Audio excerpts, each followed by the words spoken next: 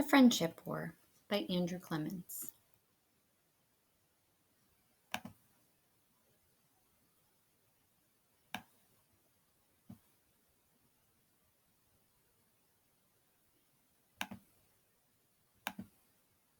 The Friendship War by Andrew Clements.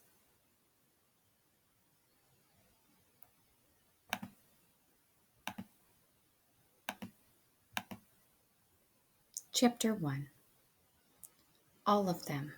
Flying from Chicago to Boston by myself hasn't been a big deal, as my dad said it was going to be. But nothing ever is. The second I turn on my phone, it dings with a text from him. Text me as soon as you land. 12:48. Your plane should have landed by now. 12:50. Are you all right? So I text him right away. All good, just landed. Love from Boston. Dad worries. He calls it planning, but it's worry. Mom worries less because she knows I don't do dumb stuff, not on purpose. My brother Ben knows that too. Actually, Ben understands me pretty well. I understand him totally, which isn't that hard. He's 15, and he mostly thinks about two things: girls and music. Ben's music isn't rock or jazz or rap, it's marching band, which makes his girlfriend hunt tougher than it needs to be. At least that's my theory. It's the whole marching with a clarinet while wearing a cowboy hat thing. However, if it hadn't been for Ben's August band camp, the entire family might be here on the plane with me, and I wouldn't be getting to spend time alone with Grandpa. So, hooray for marching band. And if Dad had been a little less worried, then he and Mom probably wouldn't have gotten me my own iPhone a couple weeks ago.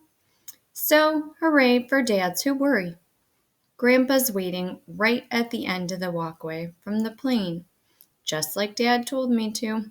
Hey, Grace, welcome to Boston. Hi, Grandpa, you look great. I'm not saying that to be polite or something. When we all came to Massachusetts last summer, it was for Grandma's funeral. And back then, Grandpa seemed way too thin and old. He looks much better now. And when we hug, I can tell he's not so skinny anymore. The flight attendant in charge of me looks at Grandpa's driver's license. After he signs a form, we're on the move. Me with my backpack and him pulling my suitcase. Anything at baggage claim? Nope. Good, so we're headed for central parking, unless you're hungry. Dad loaded me up with tons of food. I could survive on the leftovers for weeks. That's my son-in-law, the Eagle Scout. Once an eagle, always an eagle. Then he says, hey, did you see that link I sent you about how they're making jet fuel out of vegetable oil? Yeah, I loved it. Of all the people in the world, I think Grandpa understands me best. He's a real estate agent, but he likes math and science almost as much as I do. Last week, we swapped texts while we watched an episode of Nova. And for years, he's been emailing me links to news he finds online, like the article about robots that can travel through space. And they can keep building new copies of themselves. And they do that for thousands of years until the whole galaxy gets explored. Except I can't prove that Grandpa's really into the science stuff. He might be making himself like it because he knows I like it. Either way, it's pretty great. At the car, Grandpa loads my gear into the trunk. How about you lean back and take a nap? When we get to Burnham, I'll wake you up for some ice cream. And I've got a surprise for you, too. A surprise? What? Not telling. Well, can the surprise come first before the ice cream? That gets a chuckle. Excellent idea. So good to hear Grandpa laugh. We get going, but I don't want to sleep. I just want to stay awake and talk, especially about Grandma. Except it might be too soon for him to talk about her. It's still kind of soon for me, too. During third and fourth grades, I called her a couple of times every week, and she just let me talk and talk. I could call her about anything or about nothing. And if I ran out of stuff to say, she always had something new to tell me, especially about her garden and all the plants and insects and animals. If Grandma hadn't been so great at describing every little thing she loved, no way would I have gotten into science like I have. Anyway, I know we both miss her, which must be a lot different for Grandpa than it is for me. He knew her for so much longer. Compared to him, maybe I hardly knew her at all. It'll be nice to talk, but I got up at 5:30 this morning and I stayed awake to watch a movie on the plane. Once we reached the highway, the humming tires wiped me out. Where are we? I blink and look around and remember. The road into Burnham is up near the New Hampshire border, and it winds through hills covered with pine and maple trees. We pass old farmhouses, most of them white with green or black shutters. There are 2 apple orchards, then corn and pumpkin fields surrounded by stone walls. Land in Illinois doesn't look like this. The air feels different too, less humid, sort of crisp, even in the last week of August. Grandpa explained once how the soil here is so rocky that it can't hold moisture the way it does in Illinois. And that got us started on learning about the North American glaciers during the last ice age. We get to the town center, and Grandpa says, "Shut your eyes and don't peek till I say so." So I close my eyes, and then I pretend I've been kidnapped and blindfolded, which is probably a weird thing to do. But it makes my observations seem like they matter. I feel the car go straight, and I slow count to 30 before we stop. Maybe a traffic light? No, a stop sign. Because we move ahead, then stop, move ahead, stop, and the turn signal is clicking. Okay, so we went 30 seconds at about 30 miles an hour. I do the math, and since going 60 miles per hour means traveling 1 mile per minute, going 30 miles per hour means going half a mile per minute, and we just traveled a half a minute, so we went about 1/4 of a mile, which is what I'll tell the police when I call them with the phone that I cleverly hid in my left sock so they can figure out how to track the kidnappers and rescue me. The car turns left, and I count up to 115 before we slow to a stop. I hear the turn signal again. So almost 2 minutes at 30 miles per hour, which is 1 mile. Then it's a sharp right. Some bumps and squeaks and a full stop. Okay, open your eyes now. I'm looking at a gravel parking lot full of tall weeds, and we're next to a long brick building. Up near the roof, there's a painted sign with faded letters. Burnham Mills. I bought this whole place just last week. Isn't it great? Grandpa sounds like Ben after he got a new clarinet. Yeah, it's great. There's a lot of zip in my voice because I can tell he wants me to love it. But as I'm snapping pictures with my phone, all I'm seeing is a good spot to make a zombie movie or hide a kidnapped girl. The windows on the ground floor of the building are boarded up. The second and third floor windows are mostly broken, and the brick walls are covered with graffiti. Cracked granite steps lead up to gray metal doors held shut by a rusted chain and padlock. I love this place. It costs me almost nothing, and by next year, the first floor will be full of nice little shops with beautiful offices and a river view condos up above. Before you go home, I'm going to give you the grand tour. But let's head back to Main Street and get that ice cream.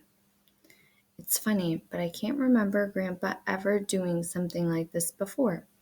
I thought that he just helped other people buy and sell properties. And part of me wonders if he'd be tackling a project like this if Grandma were here. I tell myself that this is scientific curiosity, but I know I'm just being nosy. A day at the ocean, a day climbing Mount Monadnock, a morning hike around Boston, and afternoon at the Museum of Science. Grandpa is definitely back, and that makes me really happy. We've been walking so much that I'm feeling like I'll need a vacation from my vacation. The day before I fly home, we're on the front steps of Grandpa's old building late in the afternoon. He really wants to take me inside the place. Here, put this on. And he hands me an orange hard hat with a headlamp. It's dark in there? Scientifically, I understand that darkness isn't an actual condition. Light is actual, and darkness just means no light. Still, I'm not a fan. It's not dark everywhere, only where the windows are boarded up, and in the stairwells, and down in the basement. He has about 10 different keys on a string, and he's trying to find the one for the padlock on the door. The mill was built in 1849, and along the back side, that's the Kepshaw River. The water turned a huge paddle wheel to make the power. First, it was a carpet mill, then a woolen blanket mill, a cotton mill, a shoe factory, and finally a men's and women's clothing factory, which went out of business in 1946. After that, a printer and some small businesses and artists rented space, but it's been empty for almost 50 years, which is why it was so cheap. I'm thinking it would be fine if we just look around the outside of the building. But Grandpa gets the lock open and then hands me a canvas shopping bag. What's this for? In case you find something interesting, you can keep whatever you find. Really? Anything?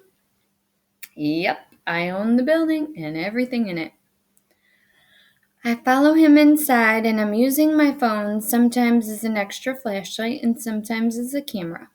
Right away, I realized that this treasure hunt is why Grandpa wanted me to take the grand tour. He knows I love finding stuff, and the old mill is like a gold mine. First thing I discover is a solid brass doorknob, just lying on the floor inside the mill office. Then I find two wooden bobbins loaded with red and green yarn. Then a giant pair of scissors, a tin box of sewing needles, an iron gear that weighs about 5 pounds, two old-fashioned fountain pens, a silver thimble, a key ring with 9 brass keys, a hammer with a big flat head, and a pair of antique glasses, the kind that pinch into the nose. After an hour, I feel like I've barely started. But we've got a dinner reservation at Grandpa's favorite seafood place, so I'm trying to see the whole building before time runs out. It's after 5 o'clock and we're up on the 3rd floor. And it's bright and sunny with sparrows and pigeons flying in and out of the broken windows. There's not much to see. About 20 large wooden tables bolted to the floor and some rusty sewing machines next to the windows. I'm watching where I step bird droppings. I point at a doorway on the far wall. Where does that go? Let's look. It's locked. So Grandpa gets out his keys and takes 5 tries to find the right one. I turn on my headlamp and pull the door open. It's a small storage room. Wooden shelves loaded with cardboard boxes, each one about a foot high and a foot wide. I brush off some dust and spider webs and carry a box out into the daylight of the large room. It's heavy. The paper sealing tape tears away easily, and inside, buttons. Plain dark gray buttons, each a little smaller than a dime. I shove my hand deep into the box, grab some, and pull them up to look, just like the ones on top. I bring out another box and open it, and then the third. Nothing but more of the same. Grandpa says, "That's a lot of gray buttons. Must be almost 30 boxes. And it's okay if I take some of these, right?" Like I said, you can keep whatever you want. I scoop 2 quick handfuls into my bag, then stop. "But really, Grandpa, I'd like to have them all." He points at the shelves. "All of them?" "Yes, please." "What in the world are you going to do with that many buttons?" "I don't know, but I still want them, if it's okay." Now he's laughing. "Sure, why not? Take 'em all." Then he looks over the shelves again, thinking, "It might be a week or so before I can get them shipped, but the boxes should fit onto one pallet. And since you are on my one and only granddaughter, I'll make it happen. I just wish I could be there to see the look on your mom's face when the load arrives in Illinois." Latching on to these buttons, it's not weird, not for me. And Grandpa knows that, and he knows Mom will understand too. After all, she's the one who stops the car whenever I spot a garage sale. And Grandma, she would have clapped her hands and said, "Perfect." Grandpa has seen my room at home and how the drawers of my desk are crammed full. Also, the top of my dresser and the tops of my bookcases and the windowsills. Actually, every flat surface in my room is loaded, including the floor. Feathers, acorns, a really old calculator, seashells, troll dolls, fake jewelry, rocks and stones, keys, markers and pens, coins, pine cones, paper clips, candles from my birthday cakes, every card and letter I've ever gotten, old movie tickets, marbles, nails, on and on. And that's just the smaller stuff.